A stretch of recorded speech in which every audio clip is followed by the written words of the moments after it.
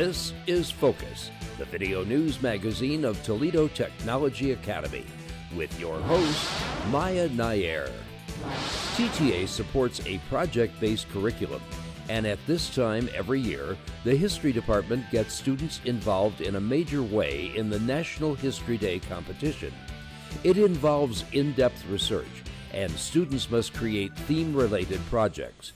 Focus reporter Cordelia Van der Veer explores this year's theme in Debate and Diplomacy. While there is no first robotics competition at TTA this year, the VEX robotics teams are on a roll. They learned a lesson at their first event at the Kalahari Water Resort, and their dedication was evident when they took those no-school snow days to make adjustments and to redesign their robot. Reporter Cecilia Dietsch takes you to the tipping point. It's not often TTA students get to meet an actor, director, writer, and producer, but Daniel Roebuck is all those. He's starred in numerous TV series and in many feature films. Now he's made a movie, and he came to TTA to talk about the film and his life in Hollywood. Focus reporter Braden Case was there and got an in-depth look at Getting Grace. Now, from the campus of Toledo Technology Academy in Toledo, Ohio, here's your host, Maya Nair. Welcome to Focus, and 3 all-new stories for this third edition of the 2021-2022 school year. It's that time of the year again when TTA history students participate in National History Day. Unfortunately, this year, as in the previous 2, the competition is virtual. But both Mrs. Asmus and Mr. Brandt's students have created a variety of interesting and unique projects for this year's competition. Focus reporter Cordelia Van der Veer, a veteran of the competition, discovered this year's theme is Debate and Diplomacy. Every year, TTA history students compete in the National History Day competition. Because our curriculum is project-oriented, this is the perfect vehicle for students to take a deep dive into history. This year's theme is Debate and Diplomacy in History, Successes, Failures, and Consequences, and it has sparked all kinds of different subjects and presentations. The project is a requirement for all history students in grades 7 through 10, in both Mr. Brandt's and Mrs. Asmus's classes. They carefully choose their topic based on the theme, preferably something that is meaningful to them, then begin the research process, both secondary and or primary sources. We do NHD with our students, not only so that they're learning the historical content, but learning soft skills like how to do a large project, how to chunk it, how to not procrastinate, those lifelong skills that they're learning. This is a contest, and before COVID, students went in person to the regional level at Bowling Green State University. But for the last 2 years, and now again this year, it's all virtual, and that takes some of the panache out of the competition. The lack of an in-person competition has really created the absence of the camaraderie that you feel with students from other schools, even students from your own school. You feel more like a pack when you go somewhere outside of your building and you get to see students from other schools. There's that sense of competition versus the sterilization of a virtual competition that we've experienced the last couple of years. There are 3 levels of competition: regional, state, and national. TTA students are encouraged to sign up and go to regionals. For non-honor students, it's extra credit if they do. The students choose one of 5 different options, and the reasons they choose a particular category run the gamut. The choices are create a website, a documentary, or an exhibit, write a paper, or perhaps the most challenging, create a theatrical style performance. Normally, we get a variety of different types of projects. Students can choose to do an exhibit, a documentary, a paper. What we don't normally get are the performances. I did my case on the Supreme Court case, Brown v. Board of Education, and it had a big effect on the African-American population of America. So I partnered up with 2 of my buddies, Devin Szynski and Samuel Reithmiller, and we created a group documentary for the NHD competition, where we went ahead and we did a project over the anthracite coal strike of 1902. For my project, I did a group website, and it was about the Black Panther political party, which was an activist group in the 60s towards black civil rights. On a personal note, I can speak from experience, having participated every year I was eligible, and went all the way to nationals, twice. It's an excellent opportunity not just for students to get involved in history, but to experience academic competition. I'm Cordelia Van der Veer, with my friend, reporting for Focus. Our VEX Robotics teams consist of 8 TTA sophomores and 1 senior who designed and built a robot to compete against other teams in the region.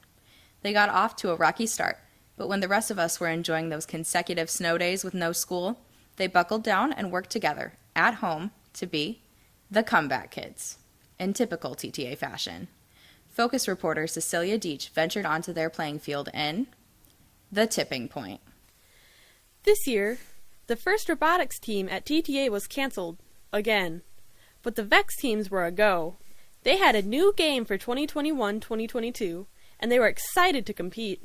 Far more advanced than our robot wars during first week, the VEX teams must design and build a highly specialized robot to play on a very specific field.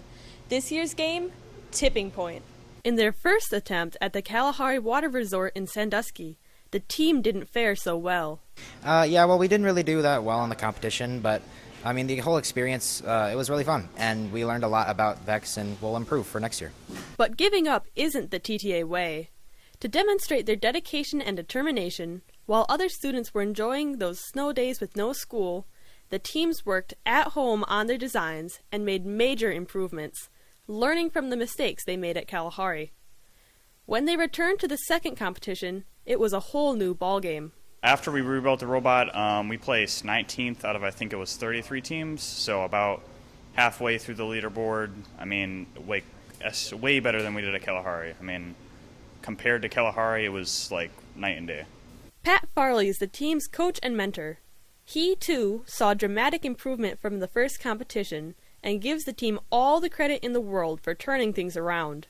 At Kalahari, there were 130 teams, and they were from all over the country. It was some of the best competition in the country. The winner of the tournament qualifies for Worlds, and they did not perform as well as they thought. It was a very high level of competition, and it wasn't until they arrived that they really understood what they had to do to be successful. So we came back on that Monday, and they had already kind of put a plan together on their own, and Tuesday came around, and I said, hey guys, it looks like we're going to have 3 snow days. So they took all the parts home, came back with a totally different robot the following Monday, and it looked like something that could compete at Kalahari. The game, Tipping Point, gets its name in part from this balance where players have to place things perfectly to earn points. It may look easy, but it's far from that. It's a real challenge, and it takes a lot of practice and skill to make the robot perform these very specific tasks. At the start of each match, there's an autonomous portion where the robot is pre-programmed to perform with no players at the controls. But it's not all fun and games on the playing field. There's real planning and work involved. The teams must use their engineering skills and expertise to design the robots, the very essence of what TTA engineering is all about. It's obviously way more than just building the robot. There's programming, and then there's a whole notebook aspect to it. Every day we did a daily log on the notebook, and more towards the end we started to program the robot and do more tests on it to make sure it's perfect. Currently, there are only 2 VEX teams, but Mr. Farley is looking to grow the program. We'd like to grow next year from 2 teams to maybe more like 4 or 5 teams, and there's more roles on the team than just building the robot. There are team leaders who kind of manage the whole team. There's coders who are sort of in charge of just the autonomous portion of the competition. There's the engineering notebook, which is a whole process all by itself. So if people who are interested in documenting an organization, there's room for all kinds of roles. The TTA team is particularly excited because in May, around exam time, a new game will be introduced, and it will mean designing and building a new robot to perform totally different tasks.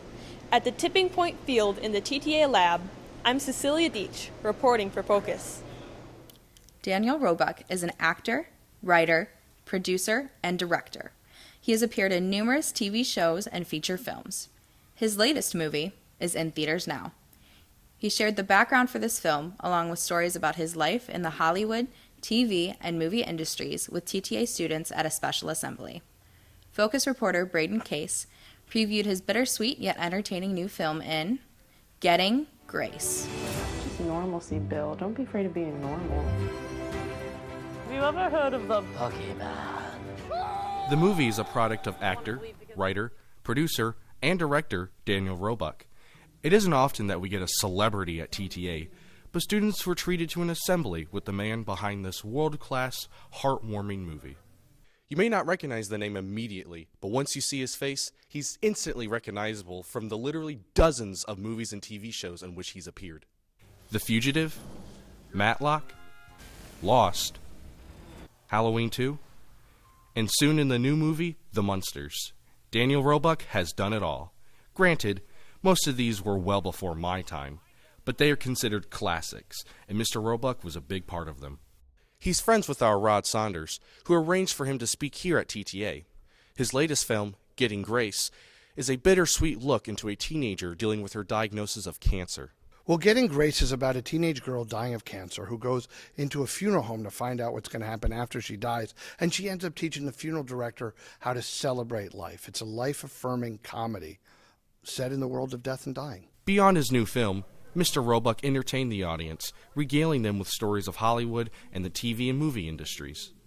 Well, so many people think being an actor is filled with, like you're on yachts and private planes and it's a lot of glitz and glamour. The truth is it's hard work. It's always just been my job. And I'm blessed that I was given the talent by God to do the job.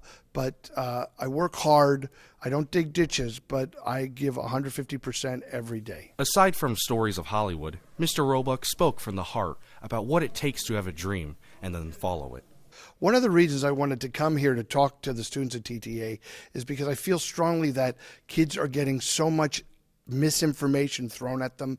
It's important that they realize that they are the only architects of their fate, and every decision they make has to lead them to their bright future, and it's them that's in control, nobody else. Students were fascinated with his stories and humor, and it was a rare opportunity to meet someone so closely associated with the entertainment industry. He even opened it up to questions from the audience, and he gave the students some really direct answers. I enjoyed it. It was a good assembly. He seems like a great actor. His movies looked good. I really liked the assembly. He taught us a lot, taught us about acting and following your dreams, and he really he was a really good guy.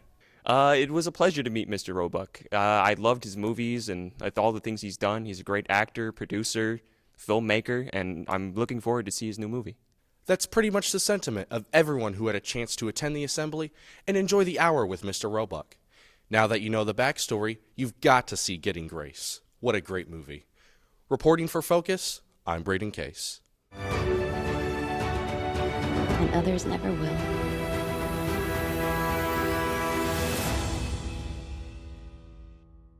Well, that's it for this edition of Focus. It's our pleasure to share all the great things happening at TTA, because we're TTA and TPS proud. Until next time, I'm Maya Nair. Thanks for watching.